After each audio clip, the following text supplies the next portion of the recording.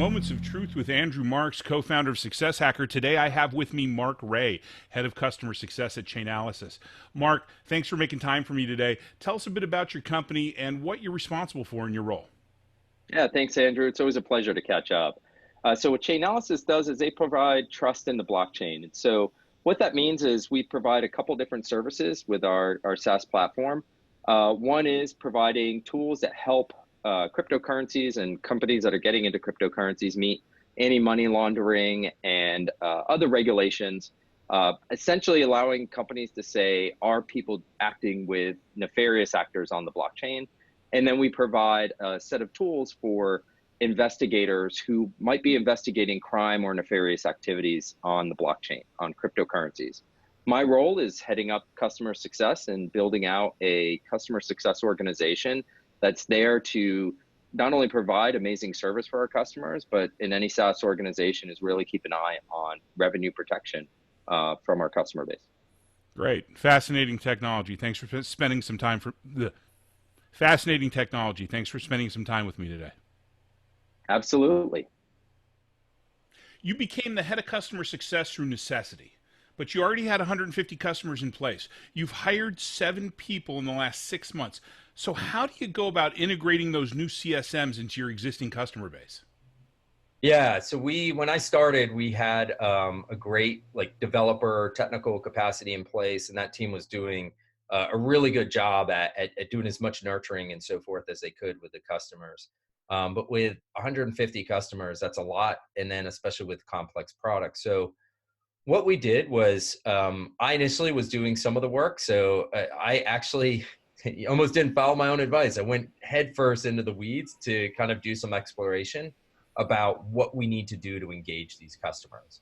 So we work in the cryptocurrency industry, in AML and money laundering and so forth. There's not exactly a playbook written for that. So once I sort of set up a game plan for how we need to engage with our customers, I would then introduce a kind of book of business for each CSM that came in. For the first few, it meant we may have overloaded a little bit and then pulled back a little. And then with each one, would just continue to introduce a book of business. And we just had to figure out a way to prioritize those customers, looking at it in different ways. One, are they strategic customers? Are they high consumption customers? Are they customers that are actually doing really well, and so they don't need a lot of attention at this moment in time? Are they coming up for renewal? So really prioritizing that. And I meet, and I still do with every CSM. I now meet bi-weekly because we're at a really good cadence, but I was meeting weekly, sometimes twice a week with each CSM to go through that book of business as we were developing the processes to understand what we need to be doing at that moment in time. It took critical mass for us was probably about 5 CSMs.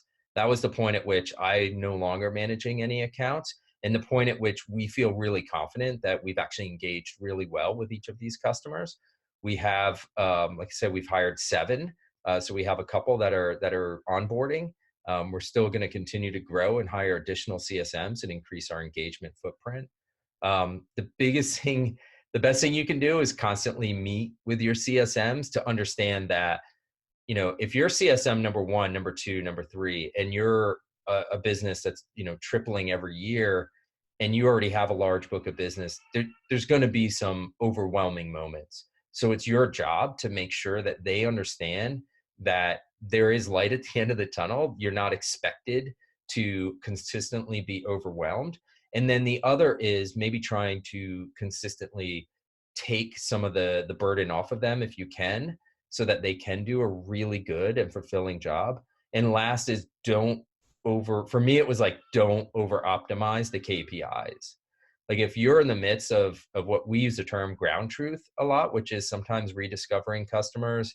Some customers just, they're good. Like they don't need to speak to you every week, but you still want to understand at a level of detail for like an account plan and to just understand what's going to bring them value, especially in a SaaS industry. We would ground truth those customers to really understand what they need. So again, it's constantly re-engaging with your CSMs to make sure they understand, like, what are their goals this week? What are their goals next week? What are their goals next month?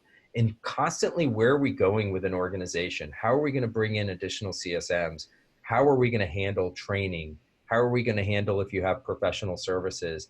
And making sure that they're prepared to do the best job they can with the book of business they have now.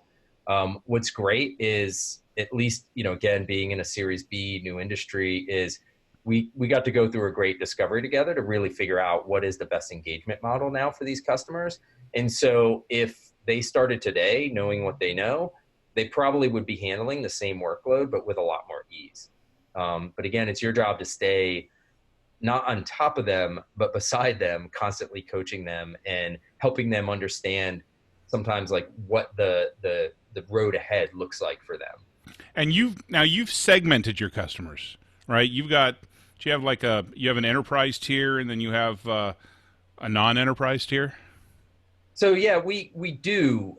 When we first started approaching customers, we approached it from that perspective, but we also approached it from the fact that we have a brand new product. We're fast growing company, so we wanted to talk to all our customers and understand who they are, because you can actually we do have, I don't know if you want to call them unicorns. We do have some customers that can go quickly, and we actually have a couple in play that will go from what could perceptively be very quiet, what you would consider maybe like a tier 2 customer, to uber strategic, very well funded customers. Sometimes we find this out via the news, or we find it out directly via the customer. Sometimes they can't tell us things until it is public. But we are at a point, if you're a fast growing CSM org, you will reach a point where you want to do tiering. And again, that because it helps you set expectations with your customers so that you can meet those expectations.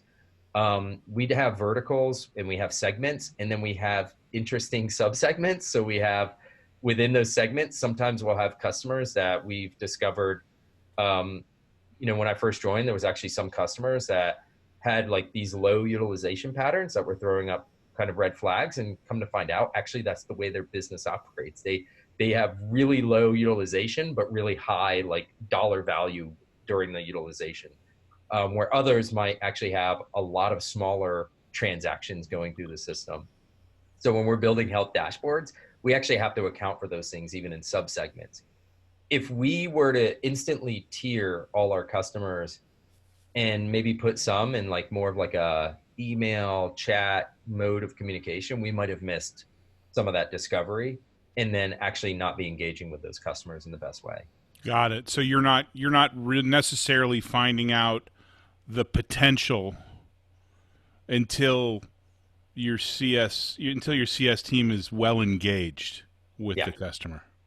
Yeah. So if you're just starting out, I would highly recommend, even if it's a subset of customers that maybe aren't at the highest tiers, to dive in deep with them, because you have to figure out that engagement model. And for some of those customers, actually, it even works out better for them that we engage on a less frequent manner, because the way that they consume the software is actually through longer cycles. So like longer duration between usage, but really high utilization at those points. So it's best for us to align with them in that manner. Whereas some of our larger customers are constant utilization, just really high utilization. And during onboarding, we might be engaged with them on a daily basis. It makes sense. I actually, I was part of a business, or building out a success business once, where we had a very similar situation, sold to lots of different kinds of verticals, and they all, within the vertical, all of the customers had very similar patterns. Yeah. We couldn't just come out with a blanket health score.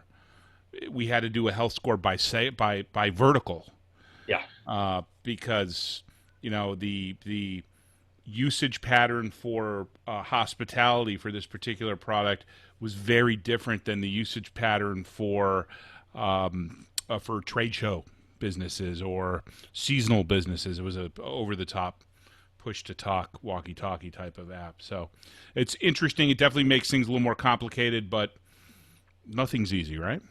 No, it makes it fun, and it feels good for you and for the team when you have these discoveries and insight, and you can really, for me, it was great because a lot of this came directly from the team. Probably most of this came directly from the team. I've been very fortunate. I'm in the perfect hire really smart people and get out of their way scenario. Yeah, no, that's great. It's truly an internal moment of truth. Yeah. Oh, Look at that. absolutely. Look at that. Absolutely. And they need to be recognized when you have them. Yeah, cool. Well, we're gonna wrap a bow around this one, and I say thank you for your time. That was a interesting information, perspective, and happy that you were able to spend some time with us. Great. Thanks, Andrew.